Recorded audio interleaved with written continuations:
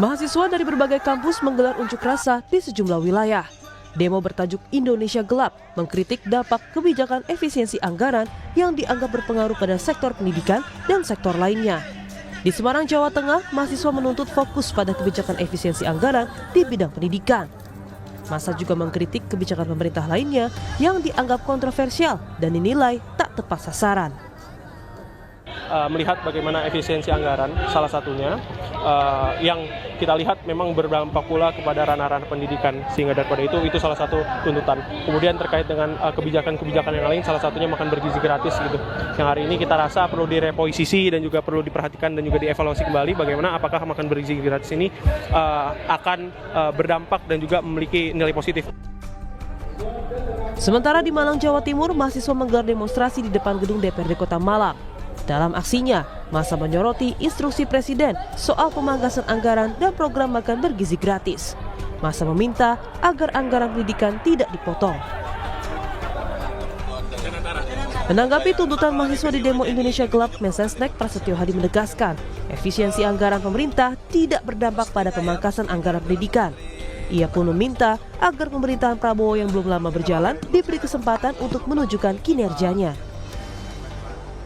Menghimbau adik-adik mahasiswa minta tolong juga untuk lebih jeli karena apa yang kemarin disampaikan terhadap masalah efisiensi kan dari Jumat sudah detail ya, di sini disampaikan oleh Bu Menkeu, saya juga ikut hadir, kemudian juga pimpinan kita juga ikut hadir bahwa tidak betul itu, tidak ada yang berdampak terhadap pendidikan terutama untuk adik-adik mahasiswa kan.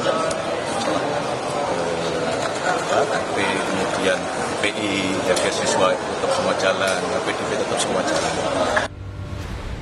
Ketua DPR sekaligus Sekjen Partai Gerindra Ahmad Muzani juga bilang, bukan hanya mahasiswa yang kaget menyoal kebijakan pemerintah, melainkan juga birokrasi. Muzani menilai reaksi kaget itu karena salah memahami maksud kebijakan Presiden Prabowo Subianto. Yang dilakukan oleh Pak Prabowo sekarang ini baru tahap awal sehingga menimbulkan kekagetan. Dan seringkali reaksinya berlebihan dan kontraproduktif, tetapi sebagai sebuah reaksi saya kira itu boleh-boleh saja. Karena itu reaksi itu terjadi bukan hanya di masyarakat, tetapi reaksi itu juga terjadi dalam internal birokrasi dan pemerintahan. Misalnya tentang penghematan, karena kan sekian lama birokrasi bergerak dengan pengetatan yang relatif longgar. Presiden Prabowo Subianto menargetkan efisiensi anggaran hingga 750 triliun rupiah di tahun pertamanya. Pemerintah berharap kebijakan efisiensi ini dapat memberi dampak maksimal bagi kesejahteraan masyarakat. Tim Liputan, Kompas TV.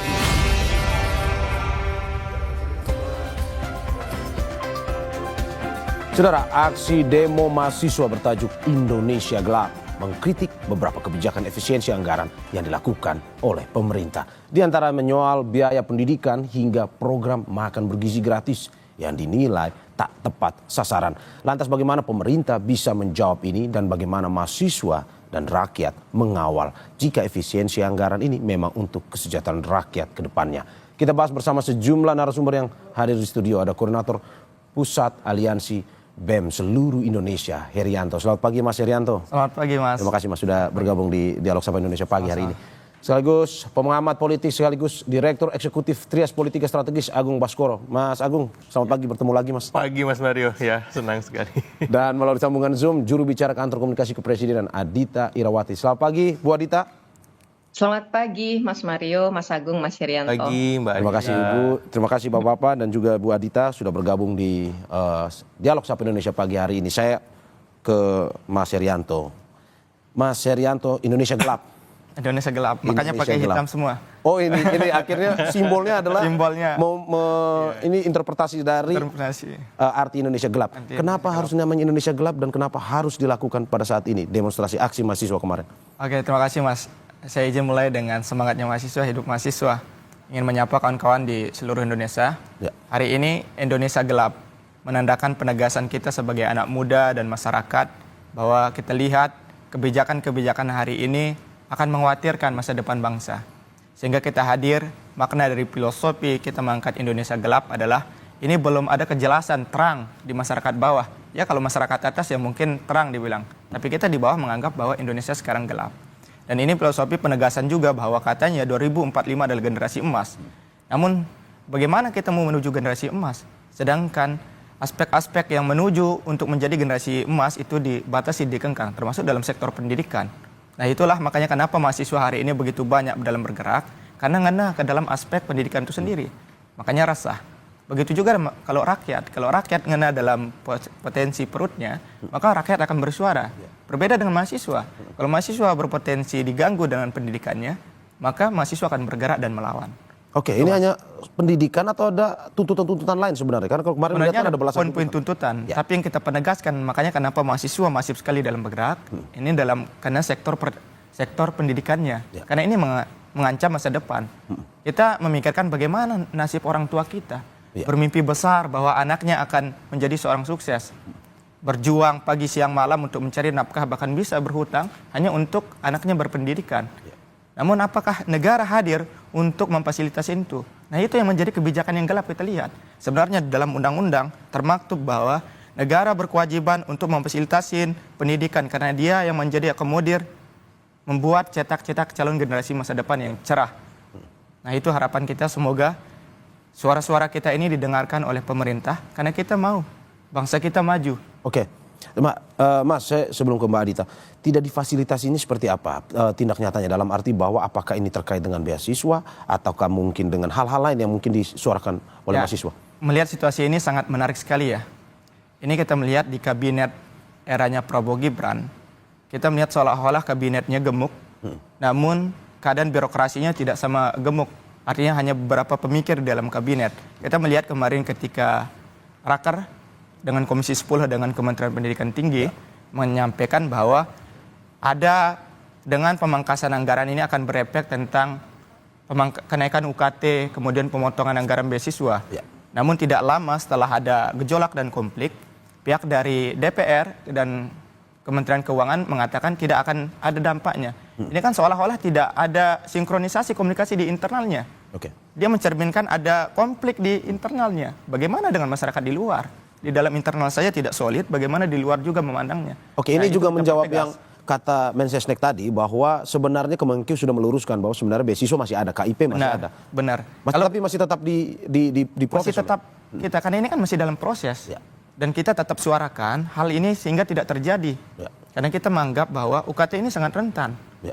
Sangat rentan ketika naik, karena kita mengingat dulu ketika kita RDPU dengan Komisi 10 pada saat baru kepilih jadi korpus dan teman-teman di Rio menyuarakan bagaimana penolakan atas kenaikan UKT dan IP. Namun apa yang dikatakan Presiden saat itu, bisa saja kemungkinan ini tahun depan akan naik. Dan hal itu yang kita wanti-wanti hari ini. Oke, saya ke Ibu Adita. Bu Adita, bagaimana menjawab tuntutan dari mahasiswa, salah satunya soal pendidikan ini? Oke, tadi sudah dijawab oleh Mensesnek bahwa sudah diluruskan oleh Kemenkeu kemarin terkait dengan beasiswa pendidikan ini. Tapi teman-teman mahasiswa masih tunggu dan juga masih mengikuti proses dari terkait dengan kebijakan pendidikan ini. Baik, baik. Ya, yang pertama kami melihat apa yang kemudian menjadi aspirasi dari adik-adik mahasiswa ini sebagai bagian dari kebebasan berpendapat ya, yang memang itu kan dijamin di negara kita sebagai negara demokratis. Apapun aspirasi yang akan disampaikan, selama itu dilakukan dengan cara-cara yang memang sesuai dengan ketentuan ya, dan tidak merugikan kepentingan umum, tentu akan kami hargai gitu. Jadi itu ya, Mas Herianto dan kawan-kawan yang turun ke jalan, kami pemerintah tentu memberikan ruang untuk itu. Terkait dengan apa yang menjadi kekhawatiran, aspirasi-aspirasinya, khususnya di bidang pendidikan, sebenarnya sudah disampaikan ya secara jelas oleh Ibu Menteri Keuangan dan kemudian diulang lagi oleh Pak Mensesnek, bahwasannya dalam efisiensi ini sudah jelas arahan dari Pak Presiden ya, bahwa tidak boleh efisiensi itu justru mengganggu hal-hal yang punya dampak signifikan kepada masyarakat, termasuk di dunia pendidikan.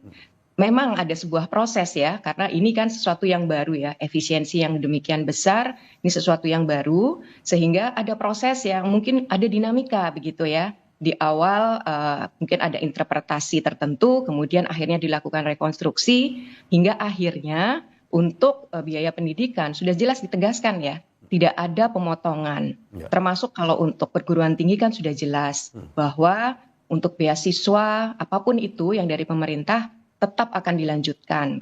Untuk UKT ini juga pemerintah tentu juga akan meminta kepada perguruan tinggi ya, meskipun ada efisiensi, tetapi itu efisiensi untuk faktor-faktor yang memang jadi target gitu. UKT ini kan ada di domain perguruan tinggi negeri dan perguruan tinggi yang lain, itu ada aspek-aspek perjalanan dinas, seminar dan sebagainya, itu yang harus diefisiensikan. Jadi tidak boleh mengganggu UKT yang ada. Itu sudah jelas ya disampaikan oleh Ibu Menteri.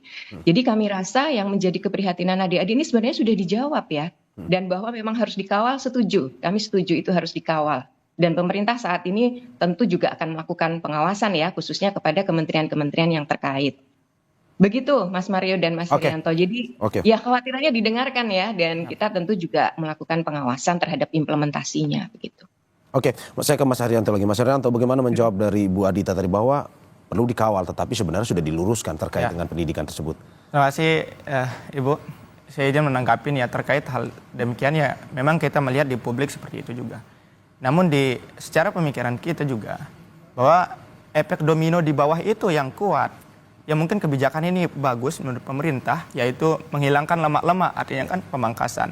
Namun efek dominonya ini akan terjadi di bawah ketika ada pemangkasan, ini akan berefek ke dosen. Tunjangan dosen kemudian dikurangin, belum pegawai-pegawai akan dikurangin. Itu baru dalam aspek, belum dari aspek mahasiswanya. Itu yang kita lihat. Karena keadaan kita rasakan di kampus.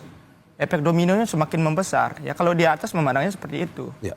Oke, berarti maksud Anda bahwa kebijakan pemerintah ini tidak hanya berdampak pada aturan-aturan, tapi juga berdampak langsung kepada efek yang berhubungan dengan perguruan tinggi ya. Kita mencontohkan seperti gini.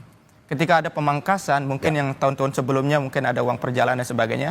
Ini kan ada slot-slotnya buat hotel mungkin, ada pegawainya kerja. Namun ketika ada pemangkasan, pegawainya ini nganggur. Mau apa? Slot kosong, kemudian sebagainya. Apakah efek dominonya keras? Kemudian UKM di bawah tidak berjalan dan sebagainya. Hal itu yang tidak seharusnya dipikirkan. Seharusnya dijelaskan seperti apa mekanisme ke masyarakat. Karena masyarakat harus dicerahkan. Ada penjelasan detailnya itu. Penjelasan detailnya. Oke. Saya ke Mas Agung. Mas Agung, bagaimana melihat bahwa demonstrasi mahasiswa yang dilakukan beberapa hari di beberapa berbagai daerah, termasuk Jakarta juga, menuntut salah satunya tadi yang sudah dibilang adalah pendidikan dan juga bentuk ketidakpuasan. Bagaimana Anda melihat ini Indonesia gelap? Ya, pertama saya apresiasi ke teman-teman BEM seluruh Indonesia karena gerakan ini setidaknya mengafirmasi bahwa kekuatan sosial kontrol di masyarakat masih ada dan itu kita butuhkan agar sistem politik kita ini sehat. Check and balances jalan karena di sistem kita mayoritas kan sudah terkondisikan di parlemen. Otomatis butuh suara-suara sumbang yang konstruktif untuk membuat sistem ini tetap berada dalam relnya.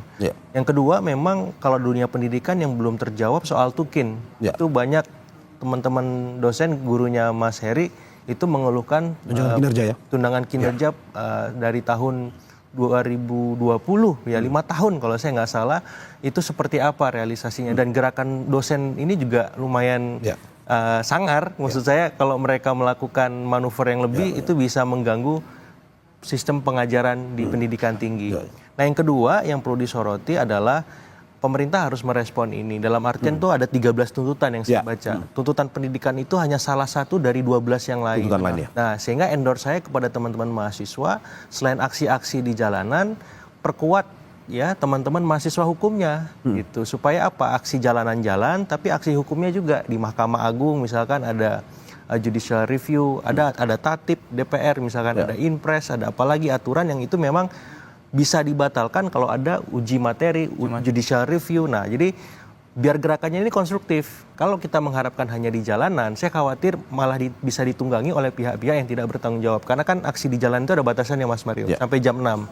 Kalau enggak diteruskan kan jadi bentrok, ricuh. Nah, saya kira ada ikhtiar lain yang dilakukan supaya ini produktif, konstruktif lewat jalur hukum, lewat jalur sosial, advokasi di masyarakat. Kalau memang ada yang terabaikan hak-haknya, BEM juga bisa mengaktifasi gerakan-gerakan advokasinya seperti itu. Jadi demonstrasi ini hanya salah satu kanal. Gitu. Yang ketiga yang penting adalah saya melihat bagaimana kemudian di internal kementerian, khususnya Kabinet Merah Putih ini ada soal tadi komunikasi, koordinasi, sinkronisasi yang masih gagap, Mas. Jadi memang ini perlu disiasati dengan baik. Misalkan kemarin sempat saya ulas juga sama Mbak Dita, itu teman-teman PCO ini kan udah gesit sebenarnya.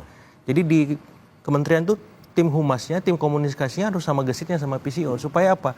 Supaya tadi efek domino, multiplier Memberikan penjelasan efek. detail ya? Iya, tidak terjadi. Misalkan di dunia pendidikan sebenarnya seperti ini kondisinya. Di Komisi 10 sedang dibahas, jadi tunggu sabar sampai pada akhirnya ketuk palu tanggal sekian, jam sekian, hasil keputusannya. Jadi di bawah itu nggak kemana-mana. Misalkan nanti di bidang ISDM, soal LPG gas juga gitu. Ini kita lagi rapat, keputusannya jam sekian, sehingga publik enak merespon. Ini kan nggak, udah bola liar kemana-mana, fitnah, hoax kemana-mana. Saya kira ini perlu ditertibkan komunikasinya. PCO ini jadi bumper ya, segala kebijakan direvisi PCO.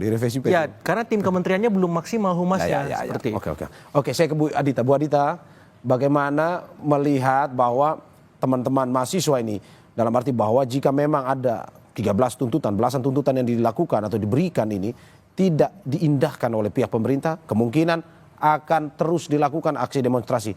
Ini sesuatu yang mengkhawatirkan kan dari istana atau bagaimana? Mungkin pertanyaan saya, bentuk diindahkan itu seperti apa ya dari adik-adik ini gitu. Karena sebenarnya kan tanggapan dari pihak istana maupun dari menteri-menteri terkait juga sudah disampaikan ya. Kami mewakili istana, Pak Mensesnek kemarin juga saya rasa demikian. Jadi sebenarnya sudah disampaikan tanggapan itu, bahwasanya memang masih ada beberapa mungkin ya pekerjaan rumah yang harus kita kawal bersama, ya tentu akan terus diawasi begitu.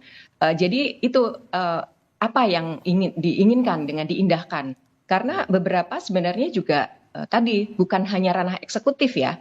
Ada soal undang-undang, ada soal macam-macam gitu. Soal tadi yang sudah disinggung oleh Mas Agung, ada aspek hukum juga. Ini kan bukan sesuatu yang kemudian dari turun ke jalan langsung bisa dijawab ya. Ini harus sesuatu yang mungkin perlu ada kajian, perlu ada diskusi dan sebagainya. Jadi itu yang mungkin perlu dijawab juga ya oleh adik-adik. Bahwasanya tuntutan-tuntutan yang sangat spesifik terkait dengan mahasiswa seperti pendidikan, terus tadi disinggung makan bergizi gratis, semuanya kan tengah berjalan ya, gitu. Justru kami juga ingin adik-adik ini mengawal dengan cara-cara yang memang ya dari pihak akademis, ini kan bisa dilakukan tadi ya, melakukan fokus group discussion misalnya, atau diskusi-diskusi lah ya, yang itu mengundang kami dari pemerintah, lalu kita bertukar pikiran, mungkin nanti ujungnya bisa menjadi sebuah policy recommendation dan sebagainya. Mungkin itu yang kami lihat. Jadi tidak hanya turun ke jalan, tapi mari kita cari bentuk-bentuk penyampaian aspirasi yang mungkin lebih terstruktur ya. Bu Adita. Bu Adita, sebenarnya yang dipermasalahkan itu adalah sebenarnya aksinya atau tuntutannya sebenarnya? Kalau aksinya kan tadi saya sudah sampaikan ya, bahwa turun ke jalan itu diberikan ruang oleh negara ini kan, sebagai negara yang demokratis gitu. Dalam hal tuntutannya, karena ada 13 ya, ini tentu kita harus berdiskusi lagi soal ini gitu. Meskipun beberapa menurut saya sih sudah terjawab ya, sudah terwujud gitu ya, dan untuk itu adik-adik mungkin tinggal mengawal saja bagaimana nanti implementasinya. Demikian Mas Mario.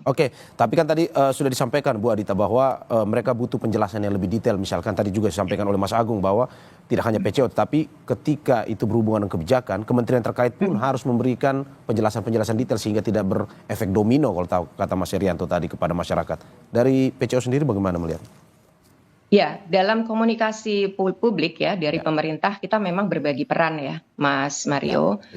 Kami di PCO tentu ini yang terkait dengan kebijakan strategis, program prioritas, juga quick win ya dari pemerintah saat ini gitu. Betul bahwa hal-hal yang lebih teknis dalam tataran implementasi ini memang sebaiknya adalah kementerian terkait yang menyampaikan hal tersebut.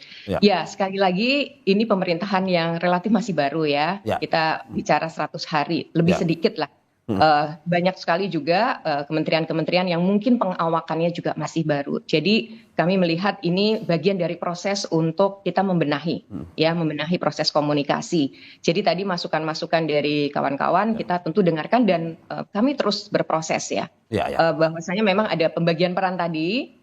Kami juga terus memberikan capacity building juga kepada kementerian-kementerian untuk juga terus bisa melakukan komunikasi publik yang baik. Apalagi jika kondisinya seperti sekarang ya, banyak mungkin kebijakan-kebijakan baru yang selama ini mungkin tidak pernah ada seperti itu, termasuk seperti efisiensi. Jadi itu hal-hal yang kami lakukan. Terima kasih untuk masukan-masukan dari kawan-kawan semuanya. Oke, Mas Herianto, pemerintahan masih seumur jagung 100 hari, tapi pada akhirnya ini teman-teman mahasiswa melakukan aksi. Apakah memang nanti aksi ini akan terus berlanjut? Sebelum dijawab, kita saksikan usai jeda.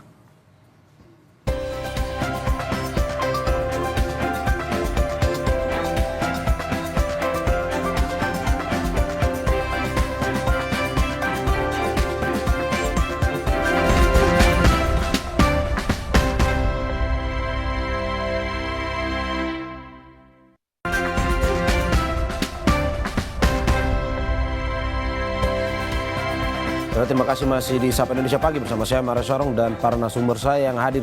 Ada di studio, ada Koordinator Pusat Aliansi BEM seluruh Indonesia, Herianto, ada pengamat politik sekaligus Direktur Eksekutif Trias Politika Strategis, Agung Baskoro, dan melalui sambungan Zoom, juru bicara Kantor Komunikasi Kepresidenan, Adita Irawati. Saya ke Mas Agung. Mas Agung, melihat bagaimana aksi demonstrasi yang dilakukan oleh mahasiswa beberapa hari ini, dan juga katanya akan berlanjut, infonya, bagaimana Anda melihat bahwa baru 100 hari sebenarnya pemerintahan Presiden Prabowo Mas Gibran, tetapi aksi sudah dilakukan dan lumayan besar.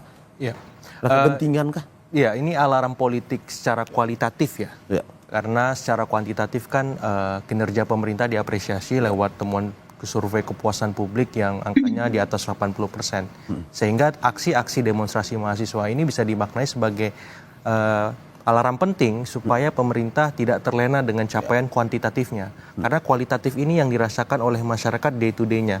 Kalau ini tidak direspon, minimal 1, 2, 3 respon ya, kemudian berikutnya karena 13 tuntutan ini sebenarnya make a sense. Saya coba analisis karena juga dulu sempat juga bagian dari teman-teman mahasiswa juga yang turun dalam wadah BMSI gitu. Jadi ketika teman-teman BMSI ini turun, biasanya mereka memulai dari kajian, riset, sampai pada akhirnya kalau ini nggak didengarkan, dilampirkan tuntutan itu nggak direspon, mereka turun ke jalan gitu. Jadi saya berharap memang ini direspon karena kalau misalkan tidak, khawatir ini akan menjadi bola salju yang besar dan efeknya bisa mengganggu stabilitas kita secara keseluruhan. Karena apa? Karena kekuatan di luar parlemen yang tersisa kan teman-teman gitu, kelompok-kelompok masyarakat sipil lain, sehingga merespon itu satu hal, tapi melunasinya, menyelesaikannya itu hal lain. Dan ini yang ditunggu oleh teman-teman mahasiswa maupun publik secara keseluruhan agar apa? Indonesia gelap tadi berubah menjadi Indonesia terang, Mas Mario. Kan kita nggak mau ini hashtagnya, tagline-nya seperti ini. Karena saya pribadi merasa Indonesianya masih ya semi terang lah ya. Tidak sepenuhnya gelap. Karena kita juga perlu mengirimkan pesan optimis kepada publik, positif, bahwa pemerintahan sedang bekerja, kita harus support, tapi di sisi yang lain support juga ketika teman-teman mahasiswa ini demonstrasi, karena itu bagian dari bukti kepedulian mereka kepada negeri kita. Kalau semuanya bilang baik-baik saja, oke-oke saja, bagus semua, itu juga bahaya. Saya kira dalam sistem yang sehat harus ada orang-orang yang mengingatkan, dan kita bersyukur dan beruntung teman-teman mahasiswa ini menjalankan peran tersebut. Oke, tadi Anda bilang alarm politik ya? Ya, secara kualitatif. Secara kualitatif, apakah mungkin saja alarm politik itu bisa berujung pada reshuffle atau bagaimana? Dari 13 tuntutan itu? Iya, kalau alarm politik kuantitatifnya juga menyala, tingkat kepuasan publik menurun, ini bahaya. Ya, jadi mau nggak mau harus ada ikhtiar mengganti orang-orang yang ndablek dan bandel kata Pak Prabowo itu. Sehingga soal Tukin, soal LPG, soal pagar makan laut, dan soal-soal yang viral kemarin yang kemudian diafirmasi oleh gerakan mahasiswa ini bisa selesai dan terlunasi janjinya untuk tidak terulang lagi. Oke.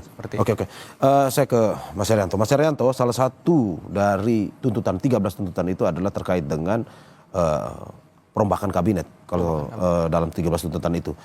Apa sebenarnya ingin disampaikan oleh teman-teman mahasiswa ini? Dalam arti bahwa ini 100 hari.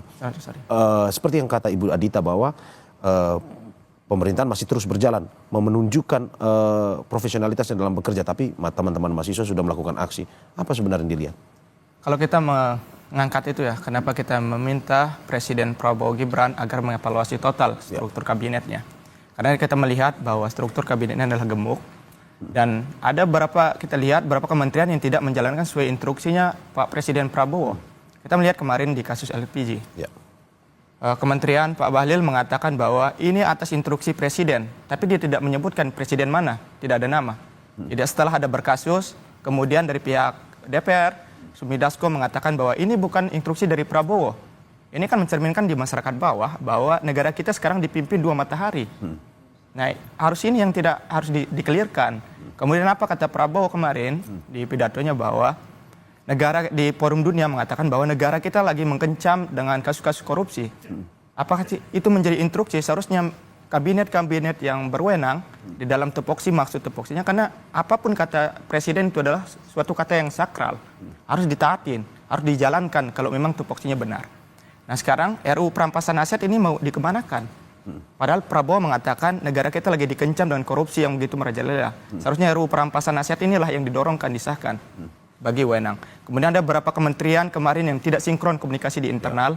Prabowo menginstruksikan TNI Angkatan Laut agar membongkar pagar laut. Kementerian KKP menganggap jangan dibongkar dulu. Ini kan tidak patuh terhadap presidennya. Ya. Lalu Kementerian KPP siapa sebenarnya presidennya? Oke. Nah ini seharusnya ada penegasan dari presiden. Kalau kalian tidak taat dengan peraturan saya, kalian minggir. Nah kalau kita berkaca dari kita ya di BEM kita tidak digaji. Ada beberapa kementerian tidak menjalankan tupoksi bagaimana masyarakat diinginkan, kita pecat, resapel. Bagaimana cari yang lain? Ini menteri udah digaji oleh pajak rakyat, kemudian tidak menjalankan instruksi dari presiden yang dipilih oleh rakyat, mau dikemanakan? Oke, Mas Herianto, Anda mau bilang bahwa kalau tidak direshuffle oleh pemerintah, mahasiswa akan terus melakukan demo atau bagaimana? Kita ingin pertegas pada presiden dan mengasih ultimatum ketika tidak ada reshuffle dalam waktu dekat ini, maka gerakan-gerakan ini akan makin membesar. Apa kata Mas Agung tadi? Jangan sampai gerakan-gerakan mahasiswa ini menjadi bola-bola salju. Hari ini udah membesar, kemudian besok kementerian-kementerian yang tidak relevan. Makanya kenapa kita dorong seharusnya kementerian-kementerian ini orang-orang yang berkompeten di bidangnya ditaruh, sehingga ketika ada permasalahan yang dituntut oleh masyarakat itu bisa direspon dengan baik. Itu yang kita inginkan. Bu Adita, bagaimana merespon keinginan dan tuntutan dari teman-teman mahasiswa ini terkait dengan kabinet yang hingga saat ini terkait dengan profesionalitas, bahwa tuntutan mereka bahwa ada reshuffle yang harus dilakukan, bahwa kalau tidak ya akan ada seperti bola salju, akan terus demonstrasi dan aksi-aksi yang dilakukan selain demonstrasi.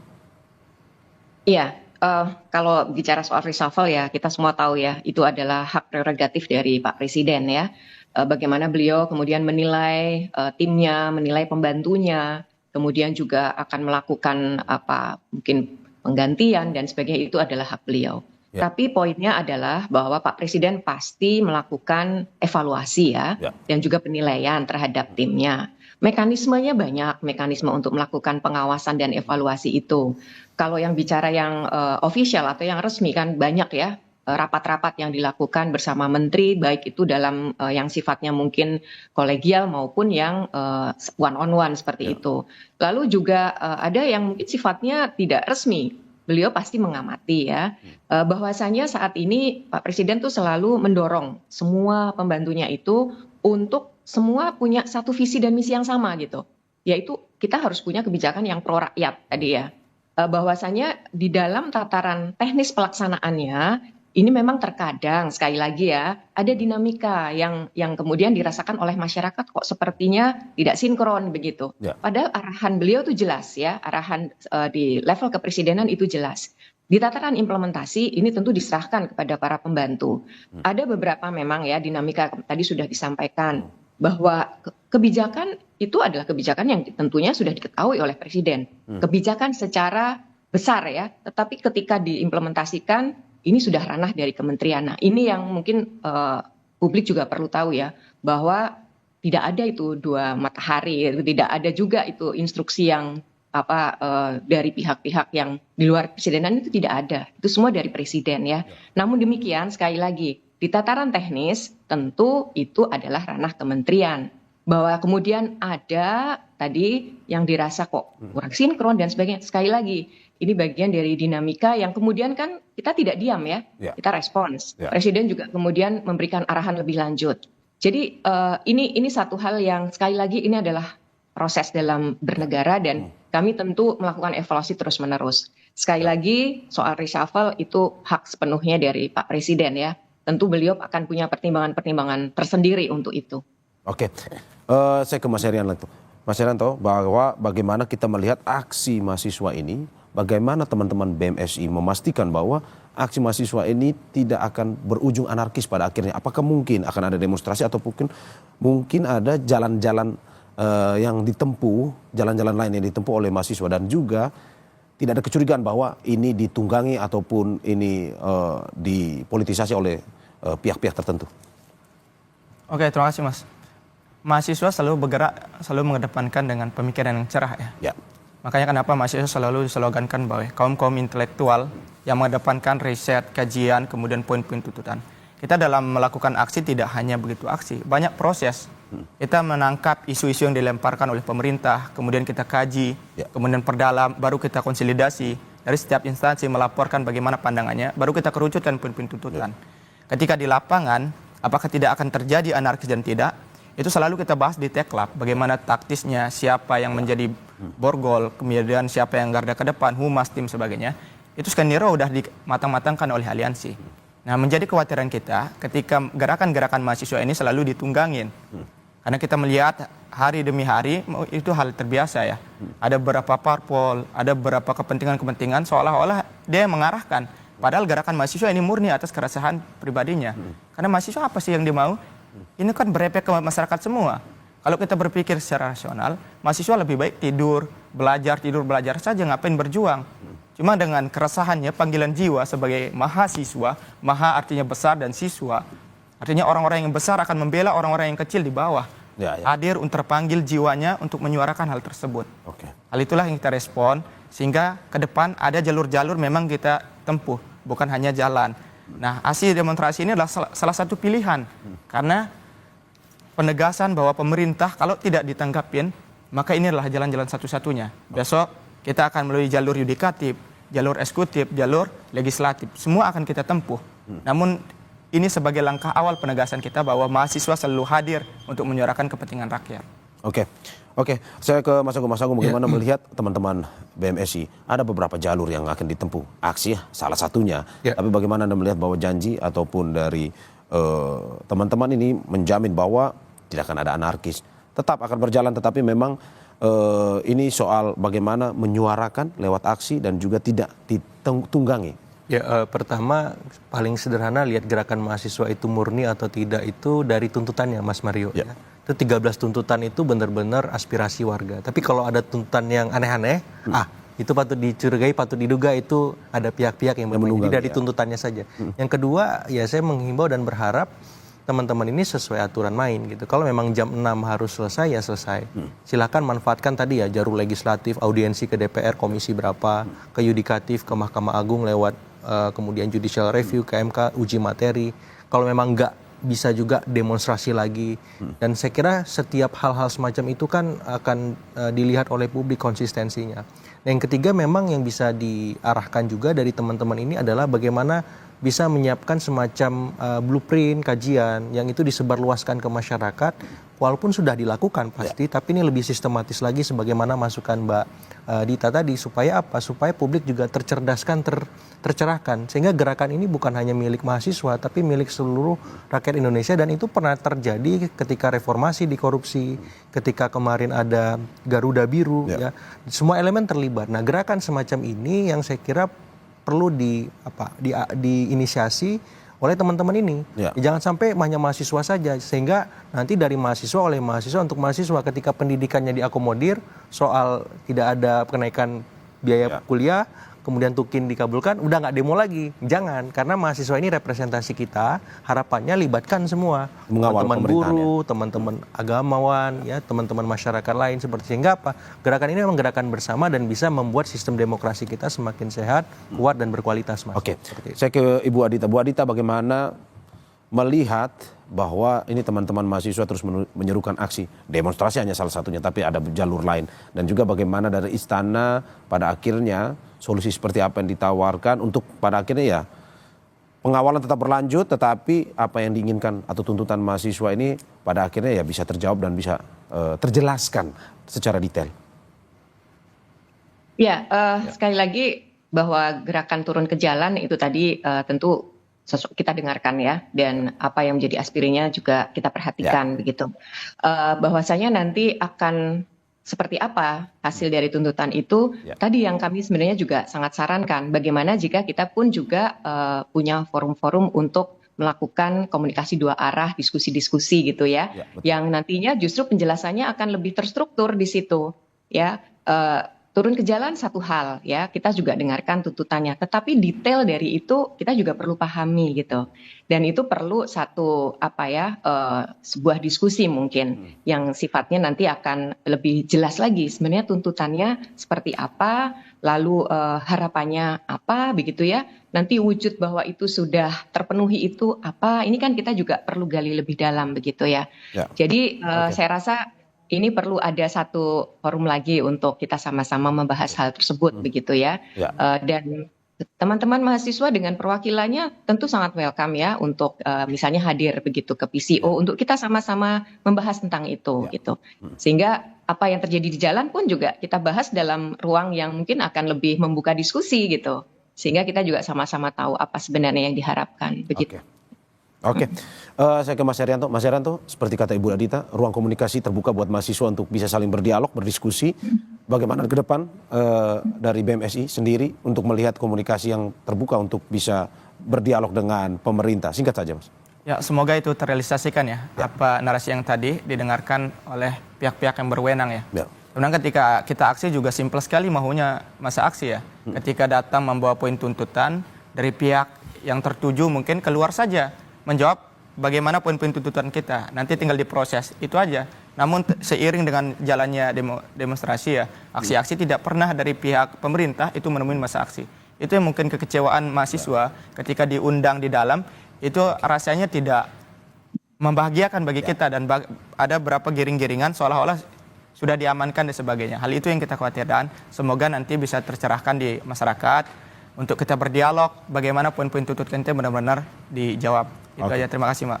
Mas Agung, saya terakhir singkat saja bagaimana melihat ini ruang komunikasi antara pemerintah dan mahasiswa, teman-teman mahasiswa ini sudah mulai dibuka. Apa yang harus disampaikan, baik itu dari mahasiswa dan apa yang sebenarnya harus disampaikan dari pihak pemerintah? Iya, saya kira harus jemput bola ya pihak istana gitu, sehingga tidak perlu turun ke jalan. Kira-kira mahasiswa ketika misalkan berdemonstrasi itu aspirasinya apa tadi?